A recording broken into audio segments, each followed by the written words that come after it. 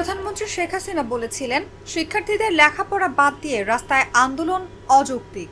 এই কথা আমাদের হৃদয়ে রক্তক্ষরণ করেছে। আমরাও পড়াশোনা নিয়ে থাকতে চাই, তবে বৈষম্য আমরা মেনে নেব না। তাই ছাত্র সমাজ সিদ্ধান্ত নিয়েছে, কোটা প্রথার যৌক্তিক সংস্কার না হওয়া পর্যন্ত রাজপথই হবে আমাদের পড়ার টেবিল। কোটা সংস্কার আন্দোলন চলাকালে উত্তপ্ত রোদে রাস্তায় পড়তে বসে এমন মন্তব্য করেন চট্টগ্রাম বিশ্ববিদ্যালয়ের লোক প্রশাসন বিভাগের ছাত্র ফয়সাল মাহমুদ জয়। বুধবার পূর্ব ঘোষণা অনুযায়ী বেলা 11টায় নগরীর দেওয়ানহাট ওভারব্রিজের নিচে রেল লাইনে অবস্থান নেন শিক্ষার্থীরা। পরে দুপুর 1টায় নগরীর টাইগার পাস অবরোধ করেন তারা। এ প্রতিবেদন লেখা পর্যন্ত টাইগার পাস মোড় অবরুদ্ধ রয়েছে।